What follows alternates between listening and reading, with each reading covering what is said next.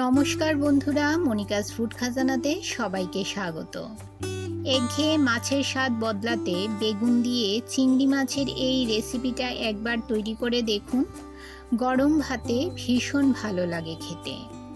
এছাড়া রুটি, পরোটা, লুচির সাথে খেতেও অপূর্ব লাগে।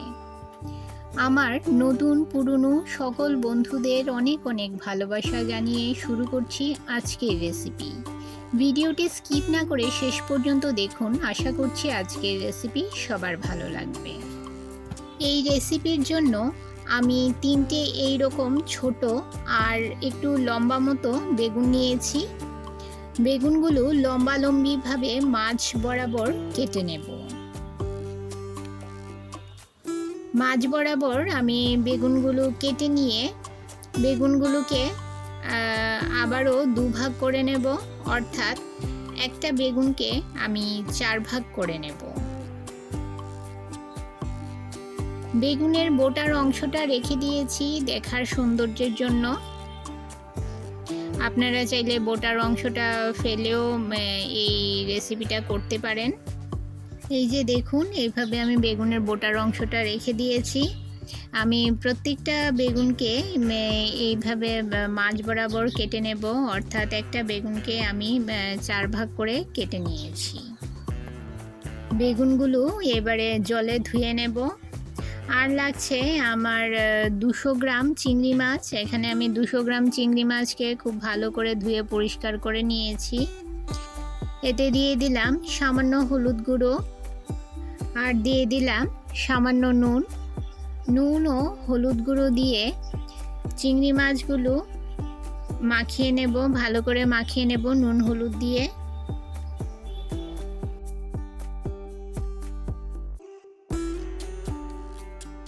গ্যাসের চুলায় কড়াই বসিয়ে 2 টেবিল চামচ রিফাইন্ড অয়েল গরম করে নিয়েছি। এতে চিংড়ি মাছগুলো ভেজে নেব। এই রান্নাটা আপনারা সর্ষের তেলেও করতে পারেন। মিডিয়াম ফ্লেমে চিংড়ি মাছগুলো হালকা করে ভেজে নেব। মাছ বেশি ভাজার প্রয়োজন নেই। বেশি ভাজলে মাছ শক্ত হয়ে যাবে, খেতে ভালো লাগবে না। তাই হালকা করে মিডিয়াম ফ্লেমে মাছগুলো ভেজে তুলে নেব।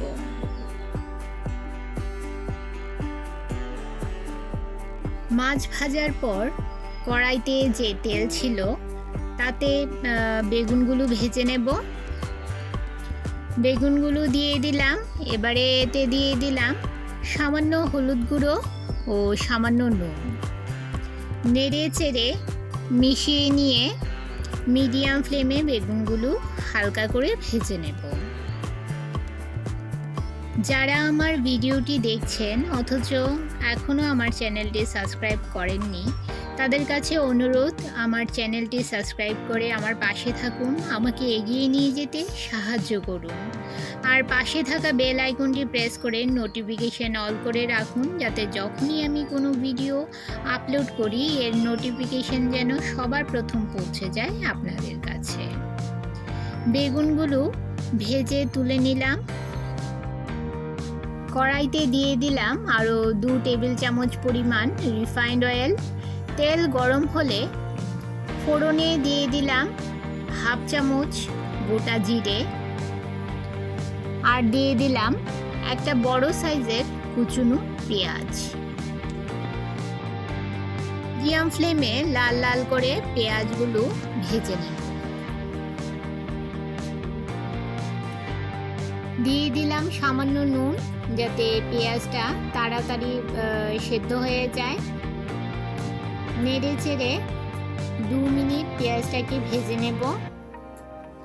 পেঁয়াজের কালারটা যখন গোল্ডেন ব্রাউন হয়ে আসবে তখন এতে দিয়ে দেব 1 টেবিল চামচ পরিমাণ আদা, রসুন ও কাঁচা লঙ্কার পেস্ট। আদা, রসুন ও কাঁচা লঙ্কার এই পেস্টটা দিয়ে কয়েক সেকেন্ড নেড়ে নেব।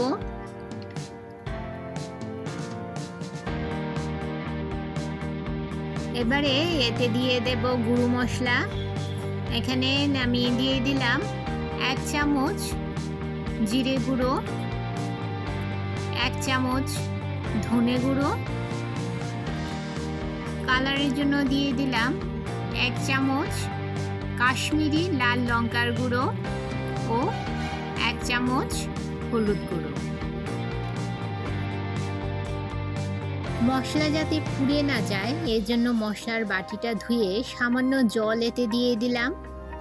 নেড়ে চেড়ে মশলাগুলো ভালো করে মিশিয়ে নিয়ে 2 মিনিট মশলাটাকে আমি মিডিয়াম ফ্লেমে কষিয়ে নেব। দিয়ে দিলাম স্বাদ মতো নুন, মশলার সঙ্গে মিশিয়ে নেব। মশলা থেকে যখন তেল ছাড়তে শুরু করবে এই পর্যায়ে এতে দিয়ে দেব ভেজে রাখা বেগুনগুলো।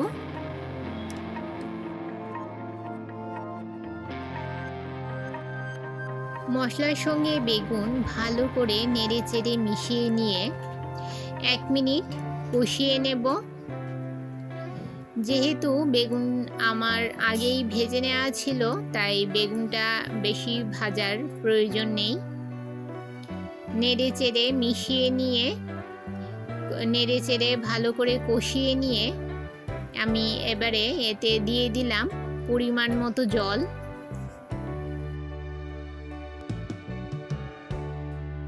গ্রেভি ফুটতে শুরু করলে এবারে এতে দিয়ে দিলাম ভেজে রাখা চিংড়ি মাছগুলো।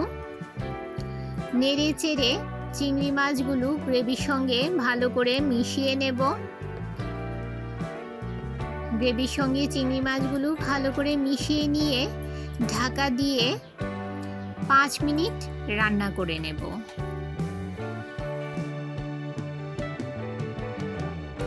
5 মিনিট পর চলে এলাম। এই যে দেখুন বন্ধুরা, আমার বেগুন চিংড়ি প্রায় তৈরি হয়ে গেছে। এবারে উপর থেকে কিছু ধনেপাতা ছড়িয়ে দেব। নেড়ে চেড়ে মিশিয়ে নিয়ে গ্যাসের ফ্লেম বন্ধ করে দেব। তৈরি হয়ে গেল দুর্দান্ত স্বাদের বেগুন চিংড়ির রেসিপি। একঘেয়ে মাছের স্বাদ বদলাতে আপনারা এইভাবে বেগুন দিয়ে চিংড়ি মাছের এই রেসিপিটা তৈরি করে দেখুন। ভাত, রুটি, পরোটা যে কোনো সব কিছুর সঙ্গেই খুব ভালো লাগে খেতে এই রেসিপিটা।